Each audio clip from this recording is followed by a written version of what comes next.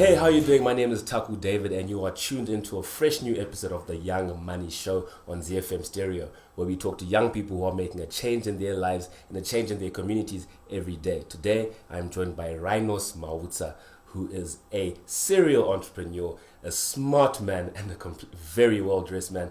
Rinos, thank you so much for being on the show today. Well, it's a pleasure to be here, Taco. Thank you so much for having me here. No, I'm very, very honored to be, in the presence of a gentleman like yourself. I think we spent a couple of minutes to familiarize with each other, and in that short time, I really realized the depth of intellect that we have on the program today. So we're happy to share that with Zimbabwe. Absolutely, the pleasure is mine. Just to get straight into it, a personal observation of mine, and it's an amazing thing that we have going on, is that there's really a new generation of young entrepreneurs who are committed to, giving back and making a meaningful impact in Zimbabwe. The likes of yourself, I think we can talk about people like Sheki, people like Samuel, who've all also been on the show. And, we see you guys speaking at different conferences. We see you stepping out on your social media platforms to talk and share some of the experiences that you've had. What could be behind this, this new wave of young business leaders who are taking it upon themselves to lead? Okay, no, thank you so much. Yeah, you are so right. In the past years, we've seen a number of other young people or young crop of entrepreneurs coming up. But if you are to go back, I think that there is a gap that is there, because we are looking at a generation of entrepreneurs that were there in the 90s. That generation made a lot of money, real money, 90s and early 2000s. They made real money more than our generation. The generation of Nigel Chanaki, Rastref Masiwa, Shingi Mutasa, that generation, they did well. And the generation of bankers who were there also, they made real money, and they used to collaborate and exchange notes. And most of them, if you have to check closely, Tawana Nyambira, they are friends, all those guys. They were connected somehow. But if you have to check in our generation, we compete and we are so disintegrated. But I'm so happy that maybe over the past year or so, we have seen a lot of young people coming up together, teaming up together, going as a force maybe to Zambia to say, you are in Zambia, how can I also set up in Zambia? There are also a number of other organizations who are creating platforms for young people to come and share their experiences and the knowledge that they would have gathered over the years. So it is such platforms now that we are also meeting, and we also exchange notes and team up together so that at least we can go far. Because we are appreciating and understand that together as a team in the right ecosystem, we will definitely go far. Wow, that's great to hear. And Rinos, I know a lot of people know you from social media. A lot of people have either seen you speaking or they've heard about you in the news. Tell us, really, who is Rinos? What are you actually into? We see you a serial entrepreneur, but share with us, who's Rinos? What does Rinos do? Okay, no, thank you, Taco. I do quite a number of things, but maybe in a nutshell, I'm an entrepreneur, and I'm involved in different sectors. I'm in construction, I'm in energy sector. Recently I get into hospitality, and I think we were having a chat earlier on when I mentioned that in the next 5 years, I'll be one of the largest players in the hospitality sector, even in construction. Also, construction not only in Zimbabwe, but even in the SADC region as well. I started my journey. I started with Contact Center Association of Zimbabwe, but I started at college. I started business when I was a student. I bought my first car when I was a student at MSU. Later on, whilst I was still a student, I was exporting some juices to Zambia. I had some tuck shops. So once I was a student, a college student, and fast forward when I graduated, I set up my first formal entity. It's an association. We can't say it's a private company. I set up Contact Center Association of Zimbabwe, and I was very young. I think I was 24 when I set up that organization, and it has grown over the years. Right now, I think it's one of the largest associations in Zimbabwe by subscription and revenue, if you have to compare with other associations. And it's not mine, because an association by law is not owned by anyone. We have an independent body. We have a number of executives that come and run it. They rotate every 2 years. But being the brains behind it, I think this is something that I've done well, especially on that regard. And from that, I saw a gap to say people who are working, because the association was promoting customer care and setting up of call centers for employment creation. I noticed a gap that people who are working in call centers, people who are working in banking halls and in customer care departments, they don't have customer service qualifications. So I saw a gap. Even in Africa, no one was offering that qualification. So I ended up starting Chartered Institute of Customer Management. If you have to Google search it, you realize it's quite big in 13 countries right now. So I set up Chartered Institute of Customer Management, but because I didn't have the face that looks academic, it was so difficult for me to take it off the ground into the region. So I went to people who were also experienced in that field to say, come and partner me. So I own 80% of it, but I have someone who owns 20%, the full-time CEO. She had some colleges in South Africa, so she's the full-time CEO. She helped me also to look for other people, some professors from different universities in South Africa, to be board members of the institute. So that's how we've managed to scale into the region. From there, I realized that, you know what, I've always loved tech. I realized that, there's no one who is setting up call centers for companies. And my tech company, Tech24, is now set call centers for over 80% of the banks, insurance companies, telecoms companies. They are all my clients, not only in Zimbabwe, in Zambia, even in Botswana. We offer different solutions also that support, CRM solutions and stuff. So we have a tech company that is thriving and doing so well.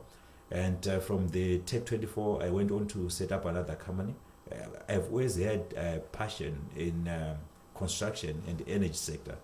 So we set up the Pico Construction, we set up Energy Plus, and recently we have Leisure Plus that will be into hospitality. We are building some resorts across the country. We are starting with Nyanga, we are getting into Kariba, and then ultimately Victoria Falls.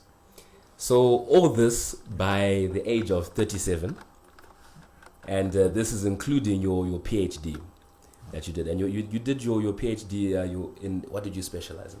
Well, because of my experience in customer experience in call centers, it was only noble for me to research on in CRM as well. And I always say to people, nothing in this world happens by accident. My first degree, it was in customer service. For my MBA, I did with MSU. It was in customer experience again. But I thought back then I was just doing it, because I did my MBA just after my first degree. I think I was 25 when I did my MBA. So then I did my postgrad again. It was in customer service as well. So for PhD, it was so easy for me to pursue that same field as well, because that's the field I know best and I've researched on before. One thing I can quickly take about your background is that you were quick to the take. You did your MBA by 25. You had set up businesses from 24 going on. What is it that really, were you trained to be this way, or is this something that happened naturally? So it's a combination of many things. I was raised by a single mother. My mother was so strict. Taco, it's so funny that, we used to be beaten for having a girlfriend. Until A level, we were not allowed to have a girl. She was so strict. That Christian family where you are taught that everything is a sin and stuff. And so because I was raised by a single mother, I would see her struggling to make sure that we have better quality education. Yes, we didn't go to private schools, but we were at a boarding school, which was a huge sacrifice for her. Me and my siblings, we all went to a boarding school, and all of us actually, we went to tertiary, and all of us, we have masters. Well, that's what she wanted, master's degree, all of us. And when I was growing up, I met someone who taught me that you have to set your goals when you are, not only for 1 year, you have to set your 20-year, life roadmap. So every year when I'm starting the year, I set myself some spiritual goals, social goals, financial goals, personal development goals.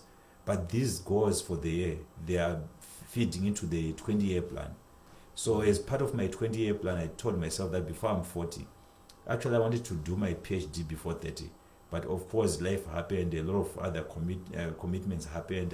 I got married, and I had a lot of challenges in terms of financial challenges, because I was doing many things at once.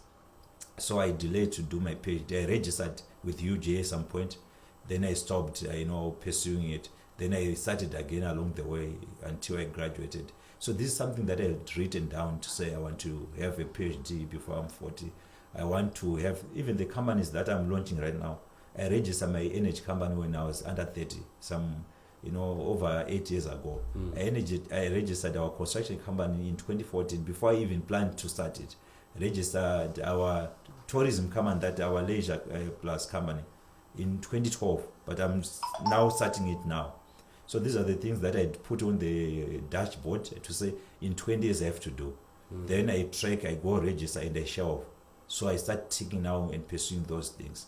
So that's how I operate, and it has really helped me to progress.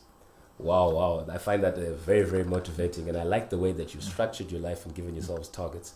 I think I might take those notes and take it home for myself. But just to zero in on one of the industries that you're involved in, which is construction. And, we have the agenda to be a world-class city by 2030. How close are we to achieving that as a nation?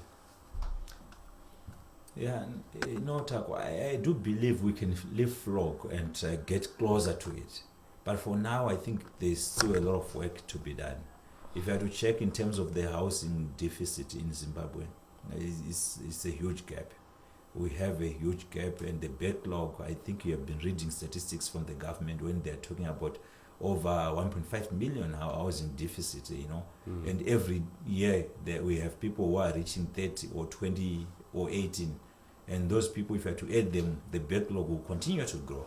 So as you go on, you find that the infrastructure also, if you have to check our roads, the government is trying, but we are coming from a background where we are now getting to, maybe we had gone so low. So the efforts, it will seem like they're not doing anything, but yes, they are trying.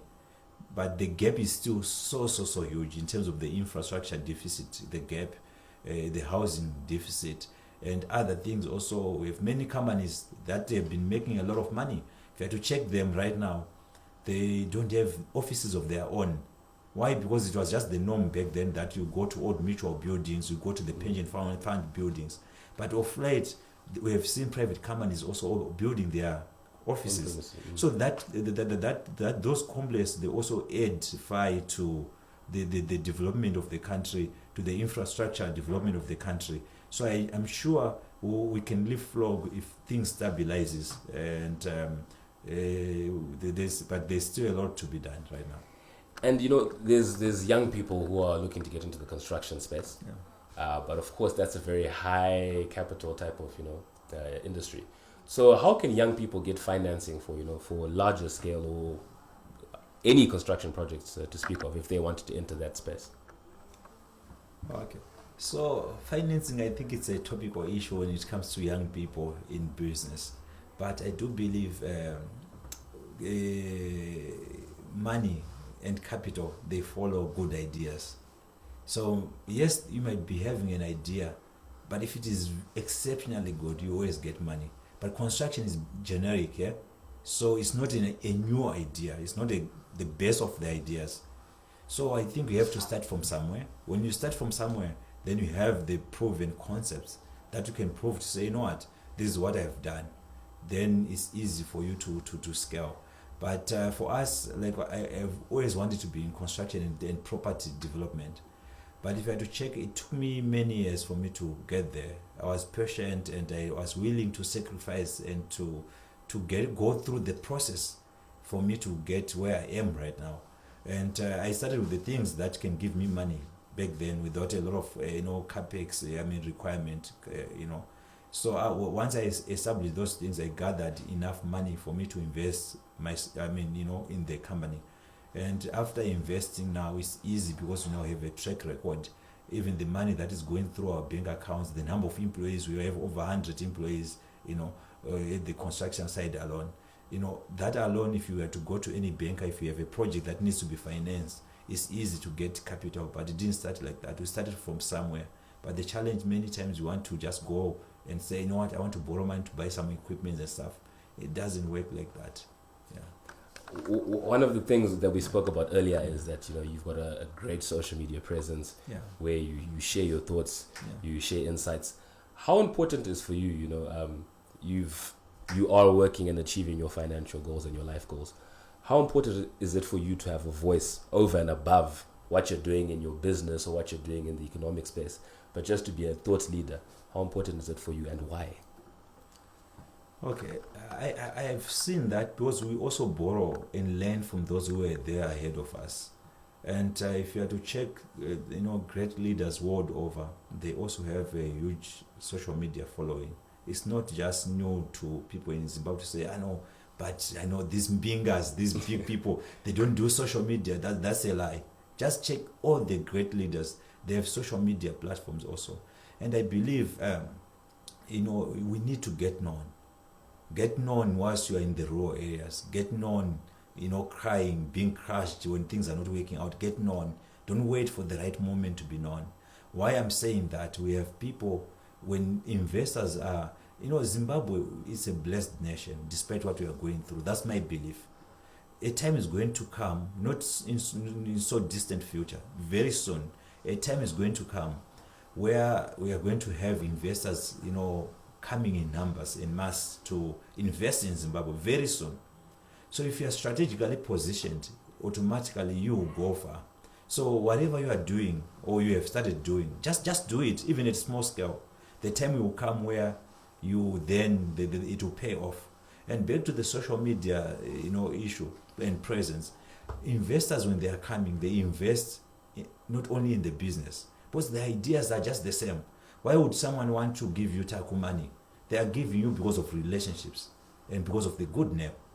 So people invest, they invest in a good name and in relationships. So if you build yourself maybe a good social media presence, where you have a huge following and you're posting content that makes sense, no scandals and stuff, that alone, it will help you. I've had contracts coming, for all my companies. If you have to check my construction company, over 80% of all the sales, they come through me. Not that I go to look for jobs, for sales. People, they come through my inbox. I've seen people, that I've never met, giving us contracts, big contracts, even for our tech company. Contracts are coming because of relationships, because people, they know me. They say, we go for a meeting for a pitch. After a pitch, we are competing with other people. When you are now working, they say, you know what? I know you from LinkedIn. I like what you post on LinkedIn. So automatically, I'm already in edge ahead, because we are living in a digital era. And we are so much, maybe a step ahead if you have to compare to the SIA entrepreneurs. Remember, those guys, they had it hard. The likes of Stripe, they didn't have social media. So they had to work maybe 10 times more than what you are doing right now. With social media, you reach networks and markets that you would have not reached without social media. So I think that's the best way to go if you're an entrepreneur, or if you want to go far with your career. One of the things we do on the Young Money Show, and why we have people like you on here, is that we are trying to breed, appreciation of real entrepreneurs and real business people in Zimbabwe, the real Mbingas, so to speak. Right? So who would you say, not to put you on the spot, do you have anyone who you could say in Zimbabwe, a young person, that you feel is doing it right, or that is working hard and is really commendable, the work that they're doing in the country? Okay. Yeah, I know it's so tricky, because I know quite a number of young people who are really putting structures. So for me, I always say to people, for me, from where I'm seated, I see success not as money, the money you have accumulated. I've seen people maybe selling 1, 2, 3, maybe diamonds or gold or whatever. They make maybe $1 million. Tomorrow they don't have anything. Why? Because they didn't invest in structures, or they were fortunate enough to be in the circles of people who are doing that. Or some people, getting a tender because of political connection. One tender worth 5 million. They start buying cars and start, finger pointing other people to say, who are working hard, to say you don't have anything because you are working for someone, you don't have this and stuff. But because they were just privileged to get one tender, and not because they're entrepreneurs. No, they are not. They just got an opportunity, which is okay. But when you are looking at people who have sustainable structures that will outlive them, we have quite a number of other people. Some of them, they are just quiet. They are not known. But I know quite a number of people who have sustainable structures, systems. They have finance department, HODs and stuff. Watertight systems. Everyone is on salary. The CEO is on salary also. Those are the people I look up to say, no, this is it now. This is entrepreneurship. And automatically, if you take the owner out, the company at least will go forward. With the like of Tinashe Mtaris is no longer under 40, but he has put structures, in his businesses. If you have to check his businesses, he has stepped aside, and some other people, experts, they are running his businesses, and he's diversified his portfolio. And Samuel, you're talking about Samuel DeMero, almost same age with us, and we are friends actually. These are people whom I also say, they are trying and stuff. They're not out there, but they are working hard to put structures. And if you have to check these people, there's that young lady, she just started. But if she maintains the same structure, Yanaya, Nyari, if she maintains the same, trajectory, I'm sure these are businesses, I bet you to say, next 5 years, we'll be having the next big corporates, operating in different countries, It's a model that actually has a formula to it. Absolutely. No, that's good to hear. Yeah. And one thing that's very important is mentorship. I think you're a mentor to many. Do you have any mentors, whether local or online, or who do you look up to as a business person and say, this is a model, this is a structure for my personal life and for my corporate life that I'd like to emulate? Yeah, talking of mentorship, I know it's actually an interesting conversation that I always have with a number of other young people. And for me, it helped me. When I started business, I bought my car. I ended up losing the bulk of the things I've worked for because I didn't have mentorship. And I was young, coming from college and stuff. But with mentorship, you will go far. I always say to people, if you are privileged to just carry books for Strive Masiwa, what you say, I want you to shadow me, and you start carrying his briefcase for 2 years. It will take a lot of China and this whole lot of things for you not to be worth maybe $1 million. Why? Because the people whom you allow in your life and around you will determine how far you go. So for me, I appreciated that at a young age. And in 2010, I was a very young boy. I had the privilege to be mentored by Mr. Nkala. Since 2010, Herbert Nkala.